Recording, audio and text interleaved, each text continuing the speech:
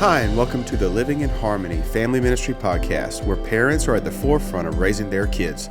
We exist to help families create a biblical culture in the home while navigating the culture in the world. That being said, welcome to the show. Well, hey, if you're listening in, welcome to the show. Chances are you haven't ever caught this show because this is our first episode. My name is Delmar, and I am sitting here today with Robert and April, and they are really good friends of mine. We go back a ways. And Robert and April, how about you? Would you like to introduce yourself first? Oh, I guess we have to because that's how this works, right? So, I'm Robert. My wife April is sitting next to me. Hello. Hi. Hey, we've been married 27 years. We've got 3 adult kids. One of them's married, so I guess we have 4 kids now. Yep, daughter in love. Mm-hmm. So, and so our kids are we're pretty proud of our kids. We think we've done all right. So maybe we've got something worthwhile to say. How about you, April?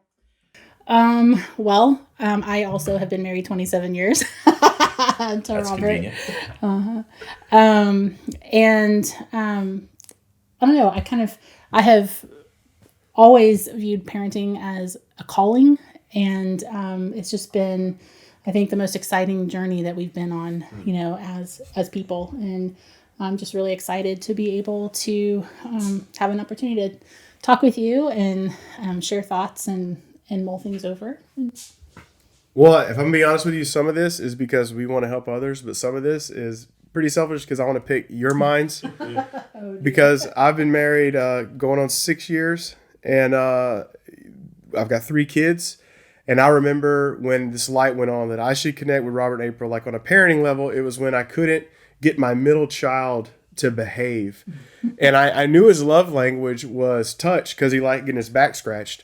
And April was like, so what do you do? I was like, well, I spank him because that's his love language. She's like, why are you expressing him hatred in a way that he likes to feel loved? I'm like, well, I thought you're supposed to. She's like, no, you're supposed to spank your child, but like you're supposed to also discipline them in the best way for them.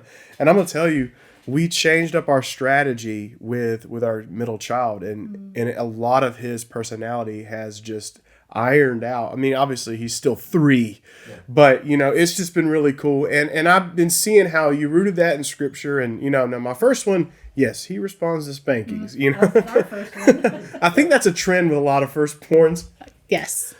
In fact, I actually remember our oldest, there was a time when, he had been very disobedient and was receiving a spanking, and his response was, ha ha ha, was that supposed to hurt? So that was our oldest. And then that's literally my middle child. When I tried to do that, he was like, oh my gosh.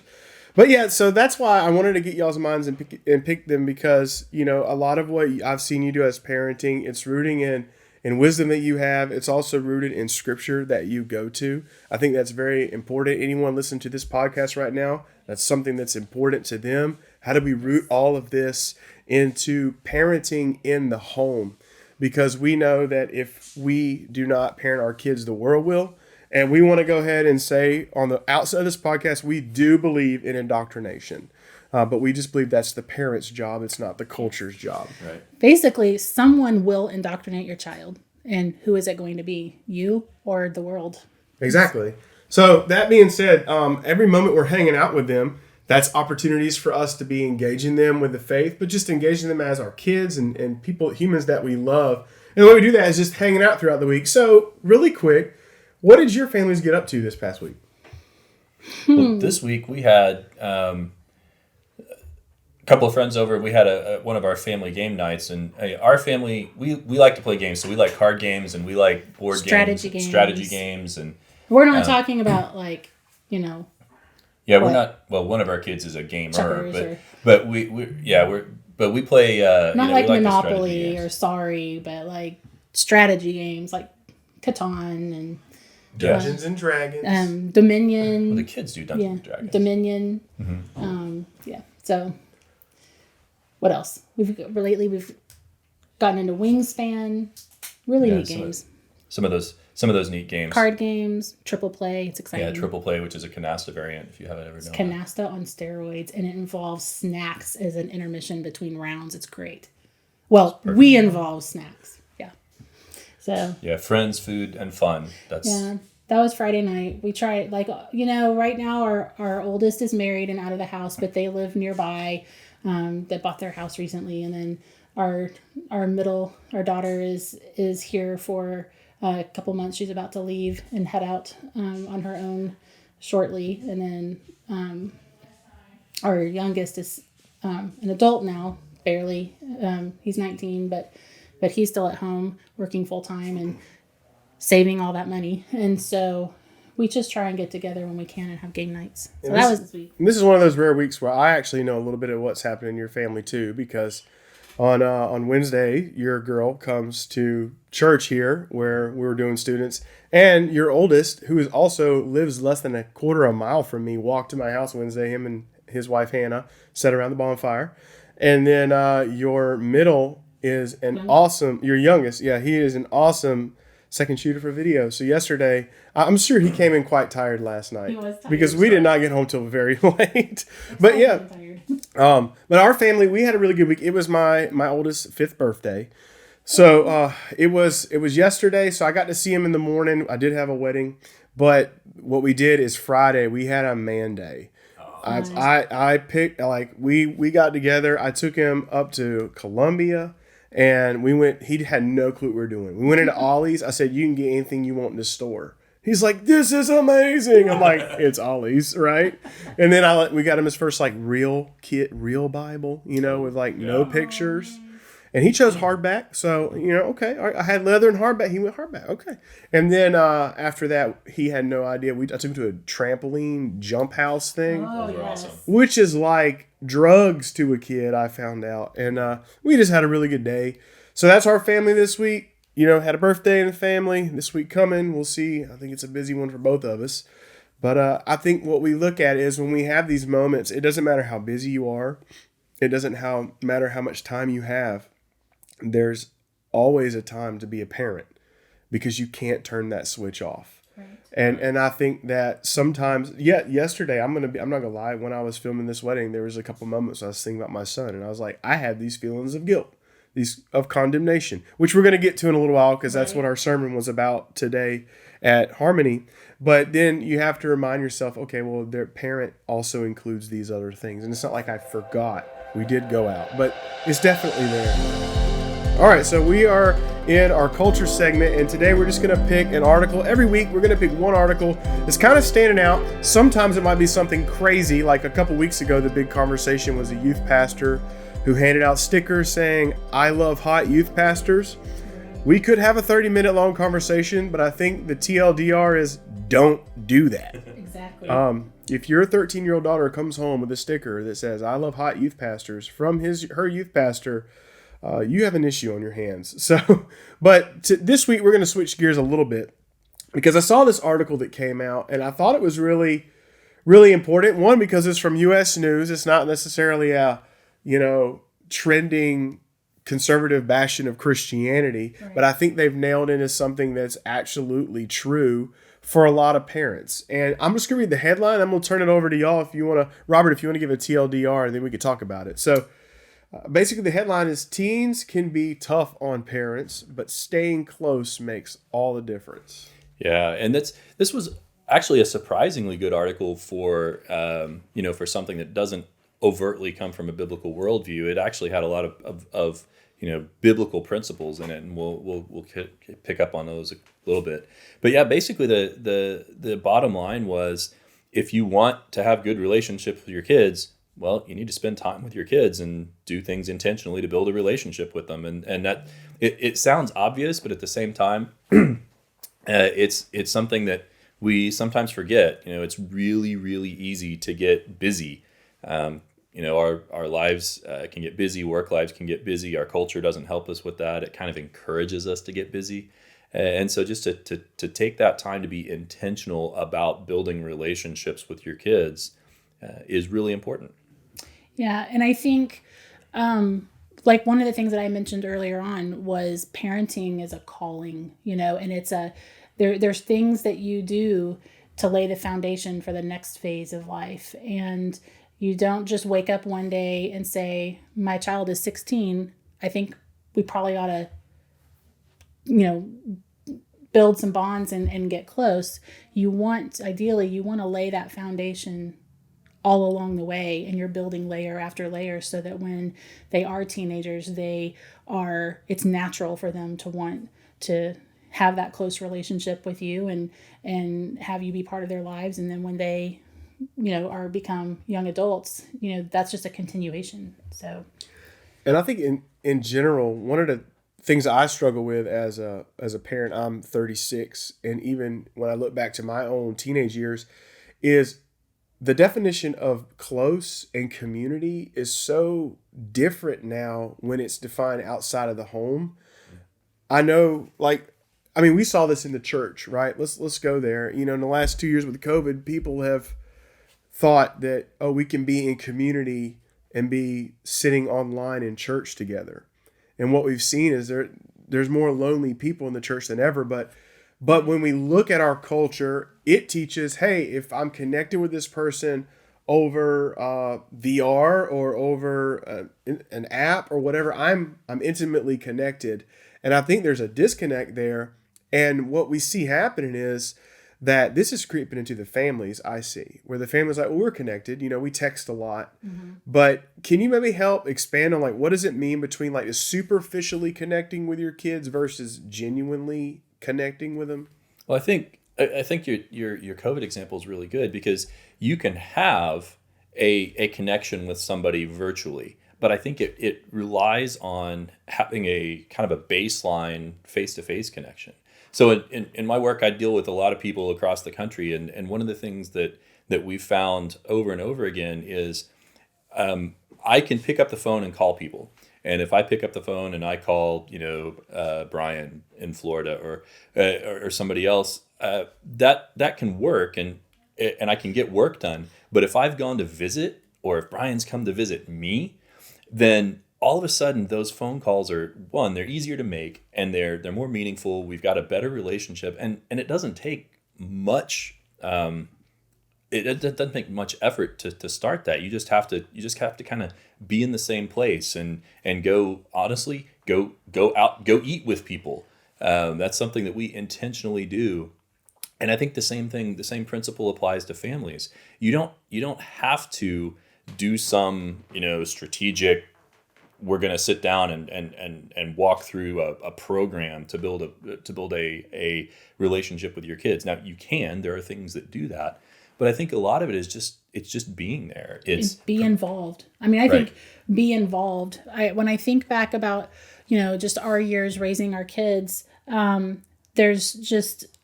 can look back and see all these times where we were intentional about wanting to be involved. And, we touched on earlier, we're talking about indoctrination. It's like someone will indoctrinate your children. So is it going to be you? Is it going to be, a teacher? Is it going to be their peers? What is it going to be? And we decided that we wanted to be able to have the influence and be able to pour into our kids. So even things like, I remember when our daughter was in second grade and we were asked to teach her Sunday school class. And, that was a neat opportunity to be able to be with her even there and pour into her and teach the other kids that were in the class with her. Even, we were always involved in Awana, and that carried through as our kids got older. Yeah. I coached soccer at one point. We were in martial arts together. We coached speech and debate, even though neither April nor I had ever been, debaters in high school or college. We kind of learned how to do that as part of, we learned with the kids, and that was just part of what we did. And we traveled with them to tournaments for things like that. And so it was, we did the things that they did. Well, and real quick, you talked about martial arts. So like Robert, you and the kids all did karate and still do karate. But now they're adults, but when they were younger, there were car trips into town to go to the dojo. And I know that I used to love, even though I wasn't participating in karate, I still wanted to go and ride along in the car because the conversation in the car on the way was always fun and interesting. And that was a time to build. And, that article even talks about opportunities and ways that you can kind of stay close with your kids and keep that connectedness is, if they're going to go off and do these activities, be there, ride along there and have good conversations in the car too. Can I pull that thread a little bit? Because one of the things I've noticed is when you hang around some families, conversations just naturally happen. And then when you hang out with other ones, it's not natural. And sometimes that could just be because the personality of the family unit. And that's okay. But sometimes I'll be willing to think that it's in our DNA these days that conversation is utilitarian, right? It's I don't mean to be crass, but it's like using the bathroom. Mm-hmm. I have to do this to get the thing done. Transactional. Exactly. Whereas what I've seen when I've hung out with people who I really respect and enjoy being around is it's seen almost like an art form. Like it's something that you teach. You can get better at it. When you do it, you can learn. And it involves a lot of things. It involves learning how to speak coherently and also learning how to empathize with the person you're talking with. And these are all things that if you're going to spend time with your children, it's helpful to just acknowledge that and say, hey, listen, this is a conversation. One of the things I'm doing with my kids right now, and we even started this at our church today, is I'm catechizing my kids right now. And what it does for me, and all that is basically a fancy way of saying teaching people by asking questions. Mm-hmm. And there's over 100 of them, and I've been doing it with my son. But what that does for us is it gives us a foundation to have conversations. Like the other day, he called me in his room, him and his brother, and they were like, we're scared there's a monster in my closet. And I mean, it's the classic, yeah. Are they scared? Are they not scared? I don't know. And I said, well, let me ask you this. Where is God? And we catechize him. He says, God is everywhere. I said, what can God do? He could do everything that's good. Mm-hmm. And then I said, why should you love God? Because he takes care of me. So Calvin, what does that mean? Well, he's going to do good and take care of me, and he's everywhere, even in the closet. Right. Okay, I'm turning the light off. It's so much better than what I used to do. I would go to the room and say, what? Stop it. Stop. There's no monster in the closet. There's no Stop monster. Being silly. You're just trying to stay up. But instead, it gave us a conversation. And for us, that's a place where we began. I think for other families, it's not always centered around catechism. It's a sport. Sometimes it's a board game. It's all those things. But it takes being present to find those places of commonality and where coaching needs to happen. And if I could pull that just a little bit more, because I'm not good at conversation naturally. And I'm one of those people that... I can attest to that. Yeah. And if I default back to my like default position, I am very transactional in my conversations. I'm like, I will call you on the phone especially. I will call you on the phone if I have something to ask you, or if I need something, or I know you need something from me. But to call and talk on the phone just to keep a relationship up, no, I'm not good at that. So for me, when I was really understanding that this was an aspect of relating to my kids and my wife, she's like the one human that I can have conversations with naturally. It's kind of weird that way. We'll be in a car and we'll talk for hours, but true. But with the kids, I would ask those questions, and it wasn't catechism questions, generally speaking, although occasionally we would pull up some theological topic. But a lot of times it was just, ask a question, and I think that's a very practical thing to do. Because if you sit down in the car, it's like, hey, let's talk. Every kid's gonna get the eye rolls, right? That's just not a thing that kids relate to. But to say, hey, I've got a question, something, and some meaningful question that I ask a lot of. Old guy questions. Hey, what do the kids these days do, right?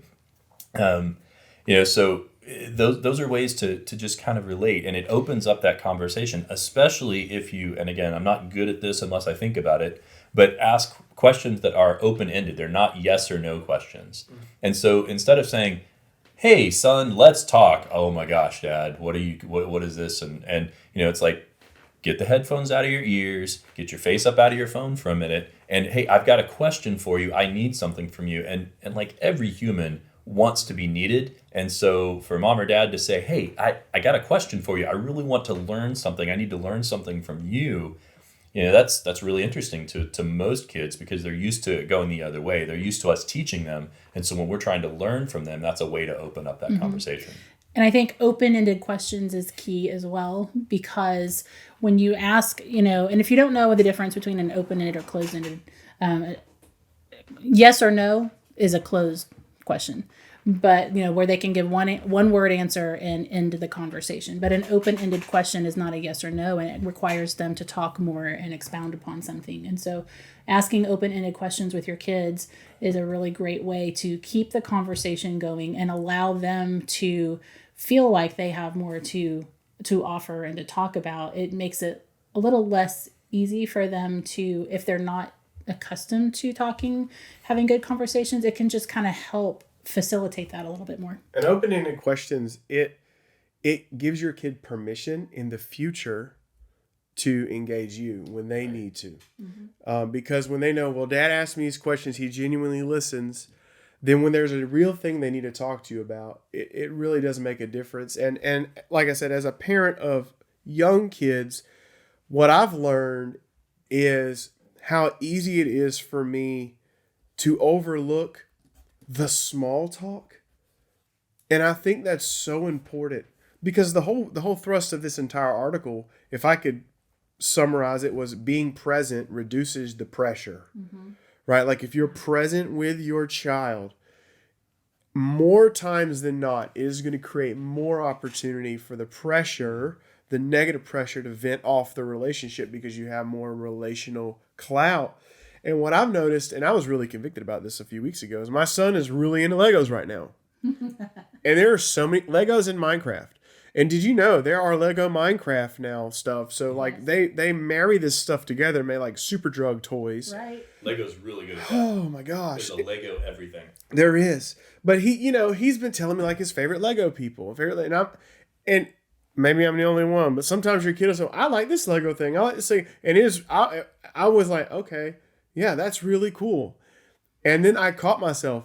I didn't think it was cool. I was just agreeing and basically lying to my kid because I wasn't listening. I felt really convicted. And then at the same time, I'm hearing someone, one of the people that's still on YouTube, one of the theologians, she's a woman, and she was saying that when it comes to children, having the intuition to not let the little conversation go is really important. So lately what I've been doing is, and I'll be in the middle of something and he'll be like, hey, what do you think about my shoes? I'm like, for me, that's a trigger. Stop.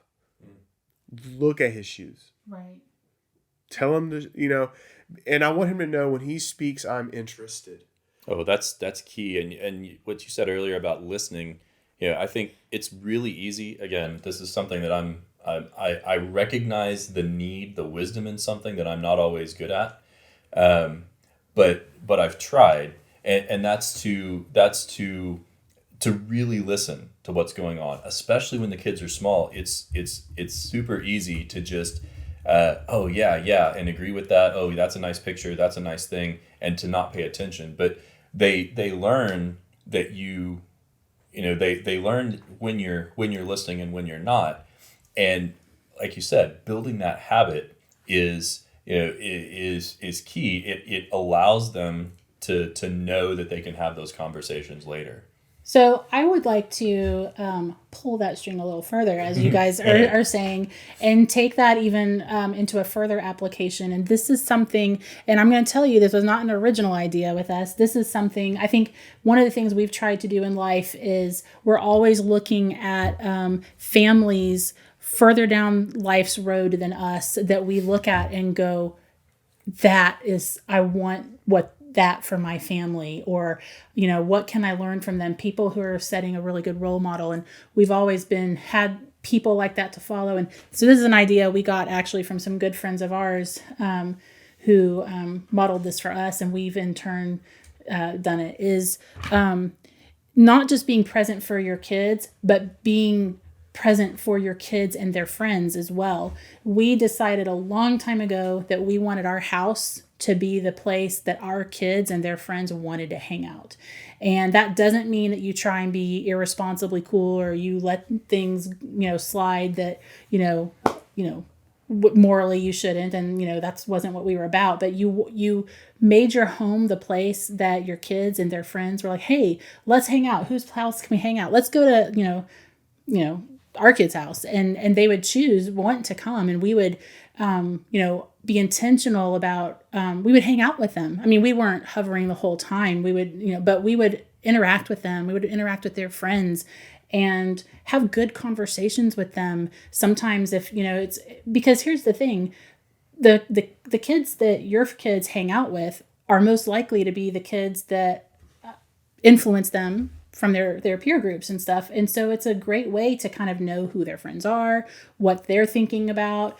And if we could have open-ended questions with them. And it was a great way to continue and point our kids and other kids to the worldview of hold everything through the lens of Scripture. Yeah, and you might be surprised, some of those kids have some really mature thoughts and are really willing to engage on some deep issues. It's been fun. Yeah, as someone who's watched y'all do this, I want to let the listeners know a hack that I watched the Rays do. Download Quiplash. It's a Jackbox. You can get it on anything, computer, cell phone. Just download it, play Quiplash. I have watched at your house, your children and their friends' walls just fall down because they're goofing off. Next thing you know, I'm sitting on the front porch talking to one of them about, something really meaningful in his life with his father.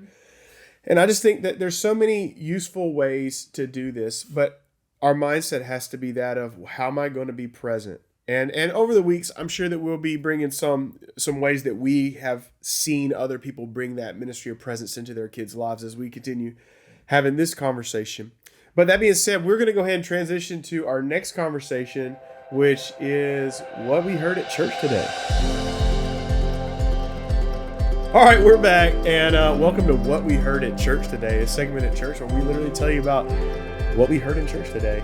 And I think today is a great week to start this podcast because we are in Romans chapter 8.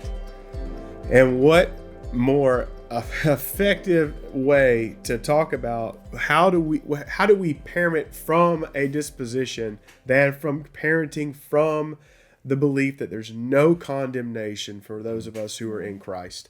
And as a parent, there are so many times that I have felt that condemnation. Sometimes because of my own mistakes, sometimes I look at other parents that are doing it better. And then sometimes I'm sitting here going, how am I even doing at this? Have you ever experienced like this feelings of condemnation, especially when it comes to parenting? Yeah, I can say for me, and we've talked about this really both of us, but one of the things that I think can be almost the most just like to your gut is when you realize that you have.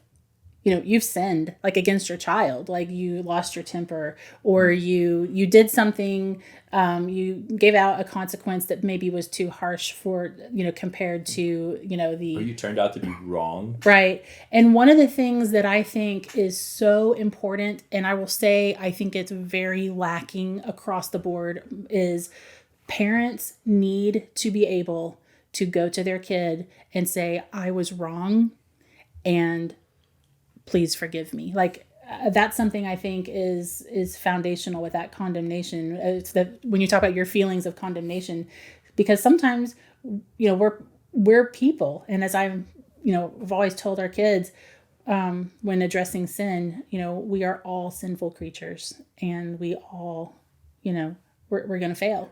And in the context of this passage, the condemnation, the reason we're not condemned is because Jesus was condemned on the cross for us. And next week I'm preaching through the passage right after this, verse 12. And what I've seen, even as I've been studying, is that, on the other side of salvation, you're not met with a judge any longer. You're met with an advocate. And you're met with a coach. And you're met with an enabler because you've already been judged. And when I see that role of God to me, I say, well, then how do I be that in my child's life? And to go back to your point, April, obviously we're not God. It's not a parallel, but we are called to be like him, you know? And the one thing that we will have to do that he never does is we will have to apologize. Yeah. And I may have shared this with y'all, but the other day we were in the bed and I was laying with my boys, and I pulled up YouTube because what you do when you're in the bed and you're just, I've been trying to get them into, this sounds really cheesy, I've been getting them into orchestra music because it makes them sleepy. You know, I was in orchestra. Well, I started with Metallica with the symphony orchestra because the kids love rock music, and that's really good. And next thing you know, I got them into Hans Zimmer. And they were digging that, like the Batman stuff. Oh, yeah. And now I've got them a little bit more. But the other day I saw a video and I was like, I'm gonna click it. I shouldn't have clicked it. I knew it was gonna be something I shouldn't have clicked. But it was like moderately terrifying. Oh dear. And like I just let it play. I shouldn't. I'm confessing. Yeah. And then after the video, he goes, pause it. And I okay, I pause it. And my oldest Cal looks at me, he goes, a good dad doesn't scare his kids. Ooh, busted. What do you say? He's like 4. I'm like, you call me to the mat? I mean, I wanted to bow up, but then like immediately I was like, yeah, he's absolutely right. You know, like why would I, especially when it's literally bedtime. Yeah. I'm only making my job harder. See, that's why he thought there was a monster in the closet. If my wife, yes, and if my wife listens to this podcast, I know it's going to be on. But I think that's kind of the thing, being willing to confess your sin. But then I also think the other side of that is what happens when we are correcting our children of sin and have that condemnation. How have y'all taken that approach? Well, Pastor Dan said something this morning about that I thought was really cool. He was defining condemnation, and he said, condemnation is an unrelenting feeling of guilt and judgment that destroys the desire and ability to change. And that second half of that I thought was really profound, because it's not just that I've done wrong, it's that I'm now demotivated to do anything. And I think that's one of the key things as a parent is you want to avoid, however you deal with your kids in this context, you want to avoid destroying their ability, their willingness to change. They've got to feel like there's an ability to change. They've got to feel like there's a path, there's hope, and modeling that grace for them is I think really important. And part of that is being willing to say, yeah, you're right, I shouldn't have clicked on that video, or saying, I should have believed you when you told me this because it turned out to be true. Or I was really harsh with you and I shouldn't have said that the way I said it, or I shouldn't have said it at all. And I think, coming back and kind of modeling that and giving them an opportunity to offer, to model grace and forgiveness as you're doing the same thing, really builds that, can build that long-term relationship. I know for me, like when I would go back to the kids, if, maybe I would say, I lost my temper. I was frustrated. You were pushing my buttons and I yelled, and, I shouldn't have lost my temper. I should have, still been able to keep it calm, but not just I was wrong, but will you forgive me? And ask that and go there. And I think, I think that's really important, because if you're never willing to admit that you are wrong, and with genuine humility in front of your children, what are you teaching them? You're teaching them that there's always a reason why they're right. They're going to grow up and think, I don't have to ever apologize. I don't ever have to, my way is always correct, because that's how it was with my parents. And so you're teaching them and modeling for them that even as an adult, you're still going to fail. But, getting back to the question you asked about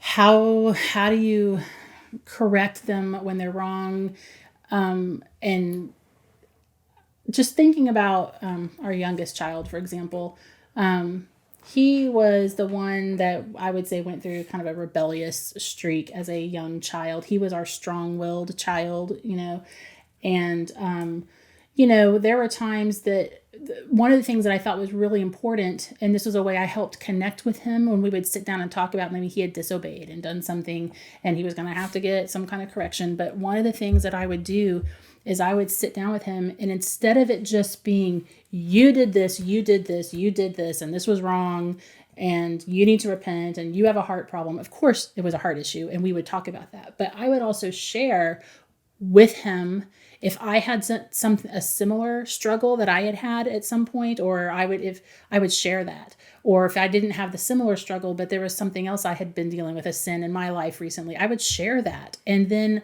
I would say, look, I'm not perfect, even though I'm your mom, but I'm not perfect. I sin too. It's a heart issue. And we both, that's why we need to, humble ourselves and allow the Holy Spirit to work in us. We can't do it on our own, And if you've laid the groundwork by apologizing, if you've had opportunities in the past to apologize for things that you've done wrong, then that lands much better. That idea of we've all done something wrong sounds genuine and not just like a manipulative. But it helps give them hope. It helps them to see, right, I'm not trashed and ruined and without hope here. I'm not condemned forever. And, they're looking at parents who they often think are, always right, kind of, and they're recognizing that we're saying, no, we fail too. We need God, and we need the Holy Spirit to help us live in the Spirit. Well, I just want to state something that's kind of obvious, I think, is this should be a practice. This living humbly before our kids, living in humility. But at the same time, I get it as a parent. I want to be confident, because when I tell my kid, let's go ride the roller coaster, I want him to be like, I can trust dad. He's confident. He knows what he's doing. But I do think like showing that willing vulnerability is important. But the longer we withhold that, I would be willing to say the more difficult it's going to be to start that with your child. So if you're listening and there's not been moments where you've intentionally let your kid in on how you experience your own failure. It doesn't have to be some deep therapy session with your kid. That's not what we're advocating. Probably shouldn't be. Yeah, it probably shouldn't be. That should be with your spouse, right? Right. But there should be a space where you pull them and say, hey, like what you say, I dropped the ball today. Or maybe I shouldn't have raised my voice. Or, hey, I shouldn't have did this. And I think just letting them in on a little bit of your, I'm not super mom, I'm not super dad, it does exactly what we were talking about earlier in that other article, and it brings us that intimacy. And also, if we are going to be people who are believers in God, who believe that there's no condemnation, because once the judgment has been cast, what is left for us? Love. And I'll never forget this, because this was before I had children, and my wife was pregnant. My friend Jeremy, he came to me. He's got 3 kids, and he said, sorry I was late. I was disciplining my kid. I was like, what does it look like for you? He goes, well, I spank him. I'm like, all right, cool. I says, but how does that look? Because I want to know, because I thought Jeremy, he seemed to be a good father. And he goes, okay. And this blew my mind. It sounded off kilter. It sounds really messed up outside of the biblical context, okay? But he said when his child's bad, he'll say, come over here. Or if he doesn't, he'll go to his kid and he will spank him. And then he lets him sit there in his tears for just a few seconds. And he says, come here, who loves you? And then he hugs his child. Yes. Right. And when he first told me that, I got teared up, because that is the gospel, right? Like Jesus, the punishment was made. And now he has love for us. And in our house, it's the same thing. Once I've administered punishment, the punishment is over. There's not this lingering, I'm not going to talk to you for 2 weeks, or I'm going to hold it against you. You punish and you move on. And I know for me, even in my own family, I've picked up that with my kids. Specifically, it starts before the spanking. It starts with who loves you. Right. And the other, like every single day, I tell my kids, who loves you? He said, Daddy. And I also tell them I love them, but I think it's important. It's that catechism. They have to. I need them to answer. I need them to know that I love them. And the other day, I had the biggest compliment. I told Calvin, I said, come here, I got to tell you a secret. I said, okay. He comes in here and gets in my ear. And I said, Daddy loves you. And he goes, you always say that. I was like, thank you. Because it's always true. And I think for me, that's why Jeremy's advice that I asked him for was so relevant because it didn't start with the punishment. It started with them knowing where his heart was behind the punishment. And then he didn't continue in the condemnation. Then he moves on. If they continue the behavior, we have that. But I thought that was a very good way of handling that. Right. And I would bet that also included in that was a description, as he's approaching the child, what did you do wrong? A Yes. very clear, this is what the standard was. This is what your behavior was that did not meet that standard, and then therefore this is the discipline that's going to get you back to that. And I think that's very key, and that's another thing from the sermon this morning. Who condemns us? Well, we condemn ourselves, but God's law also condemns us. That's how we know about sin. That's how we know what the standard is and how we fall short. And I think it's important, one, that the kid knows that there is a standard, to start with from the very beginning, to start with, there is a truth and it's not you and it's not your feelings. The truth is outside you because God has defined that for us. And that is sorely missing in our culture today. But then to say, not only does that, and this ties into what we were talking about earlier, not only does that truth, that standard apply to you, kid, that also applies to me as a parent. And I can fall short of that standard, and I do. And so when I do, I will tell you. And even, when it's appropriate, doesn't mean I air everything to them, but and it doesn't have to be, oh, I wronged you. It could be, oh yeah, I should not have yelled at that person in the car, when he cut me off because he was an idiot. But it could be something like that I'm acknowledging what my own shortfalls.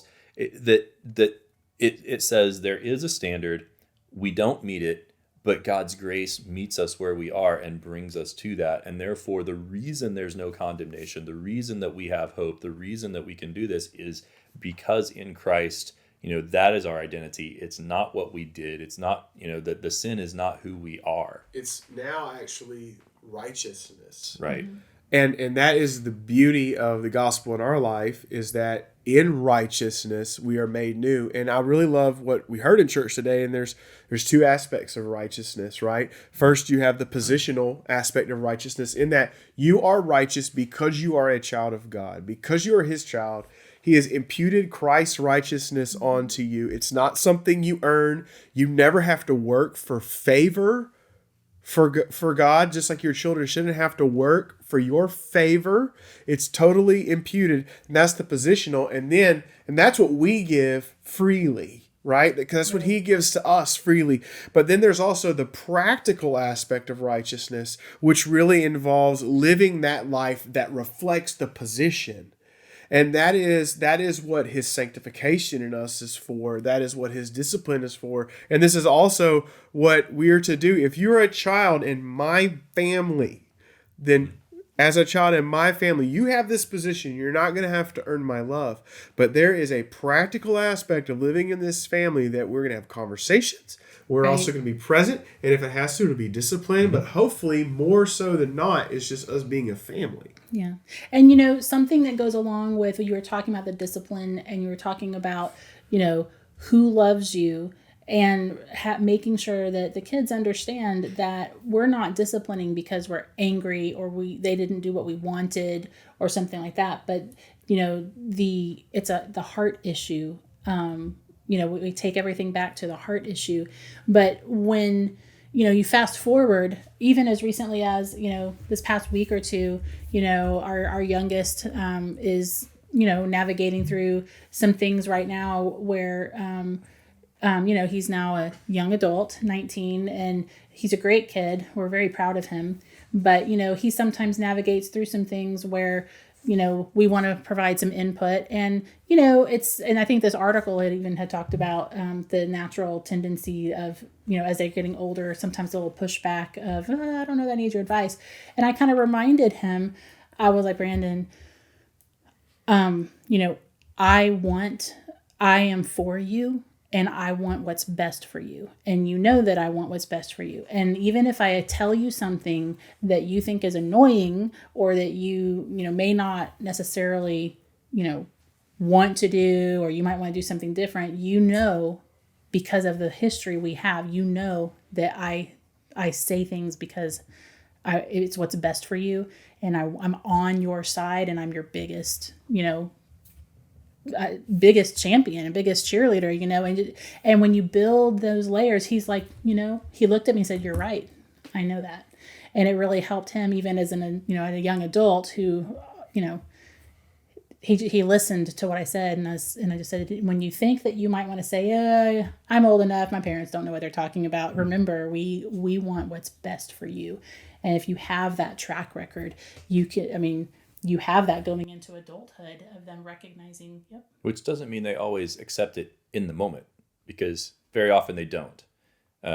But it was kind of funny. We were talking with our daughter about doing this and this conversation, and she said, "Yeah, one of the things I really loved and hated, looking back on my growing up, was when you would say, you need to really think about the heart issue and you need to go pray about that." She's like, "I always hated that because, it's in some of my mind, and somewhere in my heart, I knew I was wrong, and I knew if I went and prayed about it, I would realize that, and I didn't want to have to face that, and it was." She's like, I wanted to stay angry, and I wanted to be in that place. She's like, but I knew, if I went upstairs, I went to my room and I was, just really honestly prayed about it and thought about it, that I'd realize, I was wrong and I didn't want to do that. So it was kind of funny. And the fact that could be admitted. Oh yeah. For most people, it doesn't even get admitted to ourselves. But then to admit it to ourselves and then confess our family is huge. So, but next week we will continue going through Romans chapter 8. We're going to pick up where we left off. So I just thought this was a really good conversation about how we leave that condemnation once that discipline's been taken care of, and we reflect that.